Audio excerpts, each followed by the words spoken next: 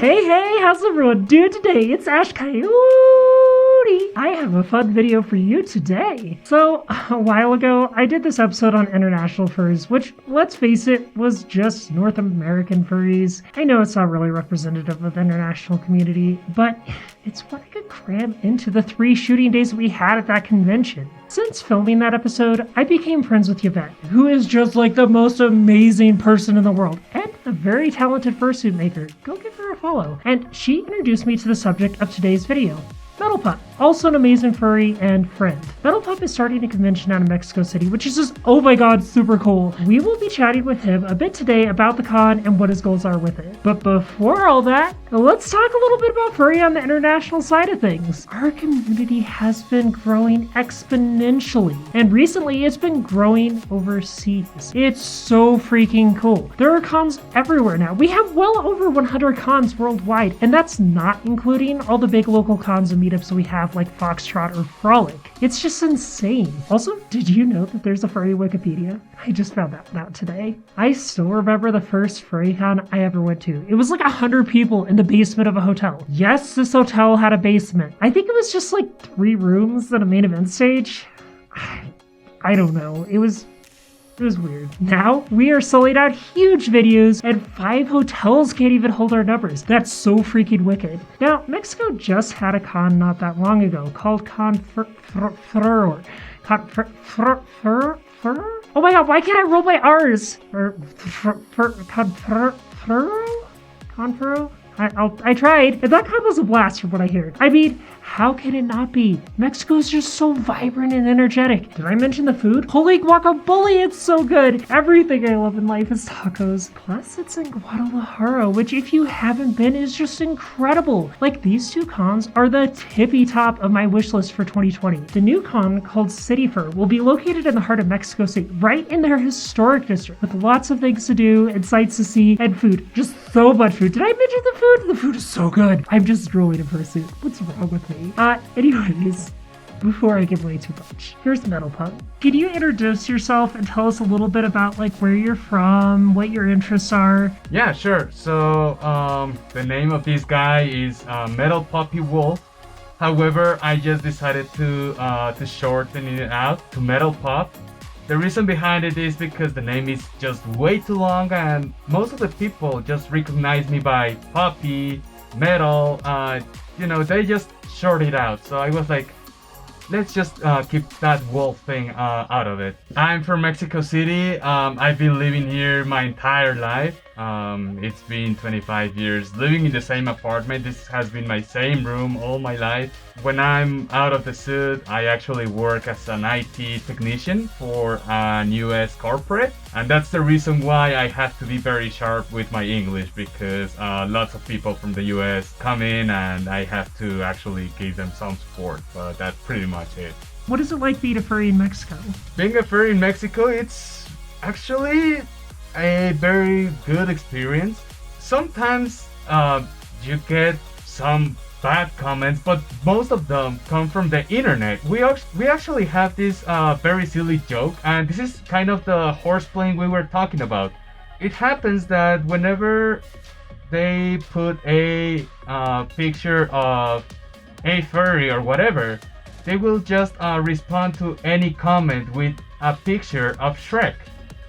And the reason behind that is because here in Mexico we have a silly joke that goes like pinches furros, which is kind of an insult. If you want to remove that, feel free to do so.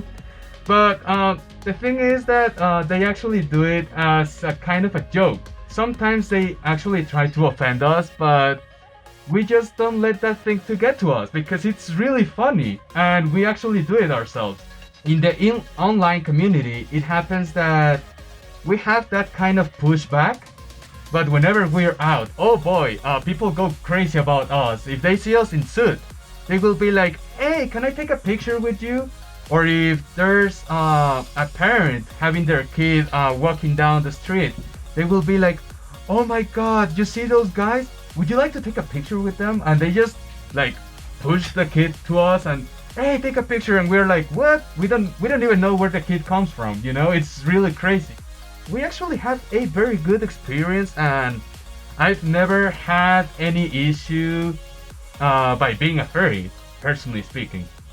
How do you say furry in Spanish? Oh, that's a very interesting question. When we are calling furries in Spanish, we call them furros. The only difference between the words come in the writing, which is instead of furries, we put the O instead of IE. So it sounds, I mean, since it has a double R, it sounds like furros.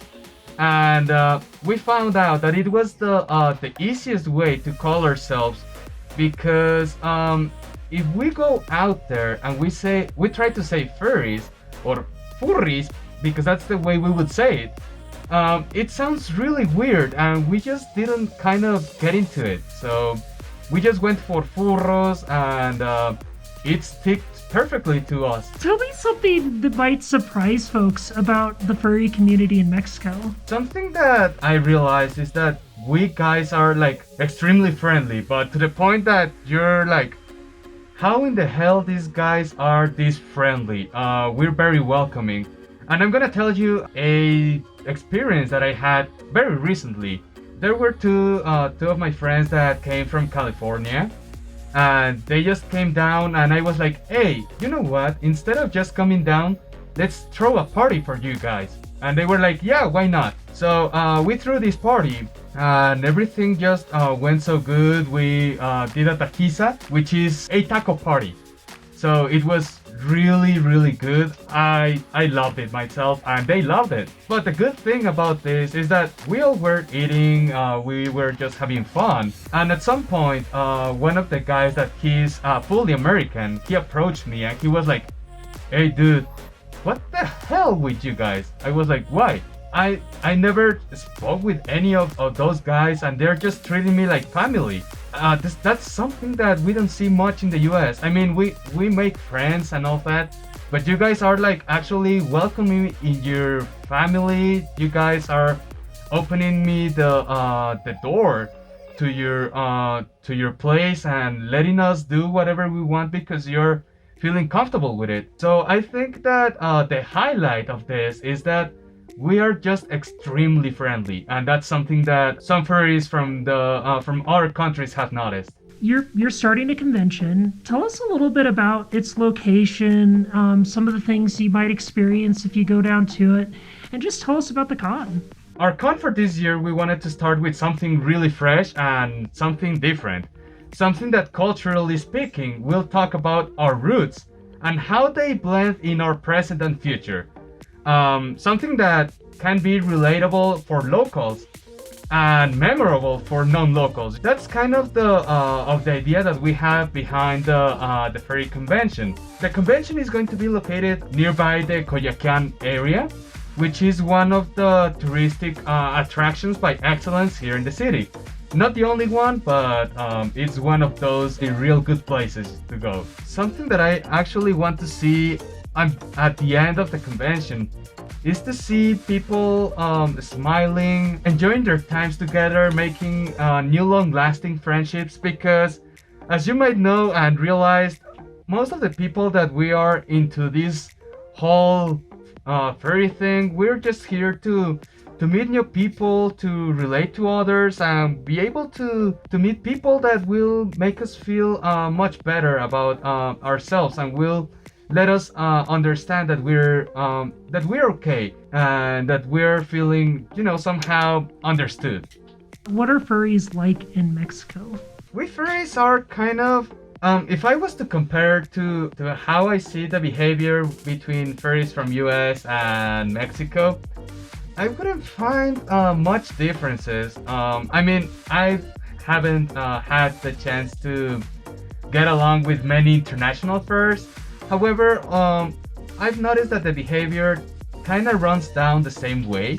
If we were to speak on how this whole convention thing will impact the community here, I would say that people from Mexico will be very happy, because there are some guys and gals that are not able to go to the convention that happens in Guadalajara.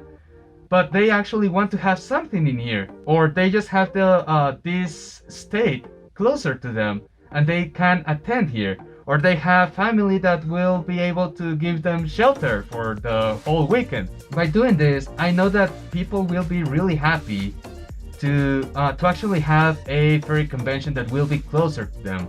That's kind of the spotlight when we're talking about this convention here in the city, because there's no other way people sometimes will be able to. As somebody who's a leader in your own community, in your local community, what do you think the impact of the fandom is on the individuals that participate? That's a very tricky question, and I had to think about it a lot. The impact for everyone is different, you know. There are some people that will come in here just for the fun, just to get a fursuit on, in the lookout to be popular. I don't know. I mean, each one of us, we are in the lookout for something, but I think that the common for each one of us, and I'm pretty sure that at least I'm speaking about the 85% of the population, is the capability to feel understood, to have to meet new friends, and that's actually one of the things that got me here, because I saw that this community is very open-minded, and there's no one that will criticize your actions unless they're actually negative. Most of the surroundings in the fandom, they're actually very positive. So it's really hard for you to get into those unsafe positions, you know? If I was to talk about, or for everyone, I could say that that's the pinnacle of everything. They just want to have meaningful relationships, and that's it. The fandom here in the United States has a high presence of LGBT individuals. Is it similar down in Mexico? Yes, definitely. It is actually, I'm gonna tell you this, and I hope that furries down here in Mexico won't kill me for it, because I'm gonna be very honest. This is something that it's going on right now, and I'm pretty sure that eventually, with all the diversity that we're earning with these newcomers, it's gonna change. But at this moment, the presence of the LGBT community, it's very big, and I can tell you that most of the community will identify themselves as everything else besides straight. Can you kind of share with us the growth of the fandom in Mexico and tell us a little bit about when that really started to happen and what y'all are seeing down there right now? Oh my god, if I start talking about it, I'm just gonna get really over emotional, because honestly, it's just so amazing how the community has grown. So I got in the fandom, let's say like 7 years ago, I think. At first, I would start seeing that they would be making events, which they started calling permits, which I didn't know why the name, but I just went along and learned why the name. They would just go to places to hang out, you know, have fun. At first, on a very good day, we would see only like, I don't know, 20 furries going to this fur meet. And that was like, whoa, 20 furries! The regular basis, it was 10. So when we would get to see 20, it was because all the stars aligned and we were like, oh, praise the Lord, we're gonna get to see so many furries, you know? So, yeah, that was the way we used to have it like 7 years ago. Then there was this guy that started a project which was a big fur meet. I think it was like the kind of the predecessor of the whole fur meet convention thing, because that was like the way he started to get furries to gather in one same place. We would have at least 60 furries, 80 furries coming from all over Mexico, just to have a good time, have fun. But it was not a convention, you know, formally speaking. There was no hotel, there was no nothing. It was just being out there and having fun. A couple years ago, I don't know what happened with media. We think that there was this YouTuber that he's actually kind of half furry, half not. I really have no idea. But most of us furries in Mexico, we kind of blame him for it, you know? A couple years ago, we just saw that the furry community got so big, to the point that this fur meet, I got to find my cousins. It was composed by at least 80 to 100 attendees, and it was just a fur meet. By telling you this, what I'm trying to say is that this whole convention, new convention here in Mexico, these fur meets, all of this growth, is not coming for free. It's because many people are getting interested into it. They're finding some value into the furry community. That's why many people are getting in, because it's just amazing being a furry or being part of the community. How would your life be different without the furry fandom? Oh, no, you didn't. That's actually one of the questions that I was kind of, not afraid, but I was thinking a lot about it, because I'm not saying that my life was going to be a mess, because it was not. But thanks to the furry fandom, I was able to learn a lot about myself. At first, I was really comfortable on being this guy that would be, getting high grades at school. But I was not much into it. I was just kind of missing something, and I couldn't put my finger on it.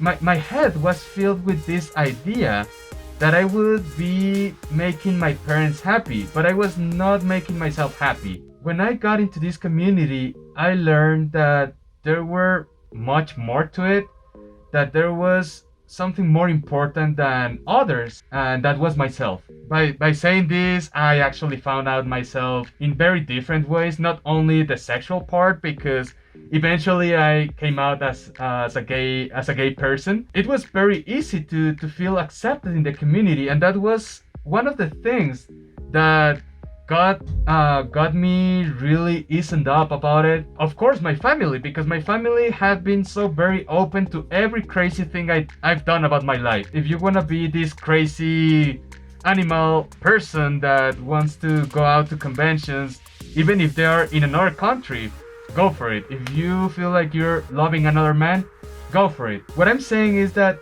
if it was not for the furry fandom, I wouldn't be learning this much about myself, and I wouldn't be able to meet all these amazing people. Is there any final things that you'd like to say? If I'm speaking to the international community, please come down to Mexico. I would actually be really, really happy to have you guys down here, and not only me, the entire Mexican guys. We are gonna be very happy to welcome you in here. If you come down here, we assure you that you guys are gonna have a blast. To all those Mexican furs that might be seeing me in this video, well, just thank them all. Thank them all, because if it wasn't because all of them, I think that my life wouldn't be as plenty as it is. So that's all I have to say. Thank you all so much for watching. I hope to see you all down in Mexico for this con in the near future. Be sure to check out their social media and pop on their website for more info. Don't forget to like this video if you enjoyed it, subscribe if you aren't already, and leave a comment in the comment section below. This week, I want to know, have you been to an international con? If you have, what is your favorite international con? And if you haven't, what international con would you like to attend? I hope you all have a fab day, and goodbye! A special shout out to all my lovely patrons, starting with my superfans. We have Diana DePry, Jessica Rose, Brad the Fox Who Writes, Lazy Trash Panda, Beastly Drohan, Wolf Rider, Billy Daxter, Elliot Excel, and Cutter. Next we have my fans here with Veronica Fox, Bear Seneth, Dan Fox TX, Nova Halvern, and Solace the Wolf. Finally, we have my early access tier with Tyler H., Scruffy Fincat, Elixir, Cosmo, Scalith, Shadowfaxy, Tyler Furlong, Tara Lioness, Talija, Edith Everett, Cockernell, Katie Rose, Runes and Kaz, Jasmine Sawyer, and Mitsakatsa Wild Rose. Thank you all so much for your contributions,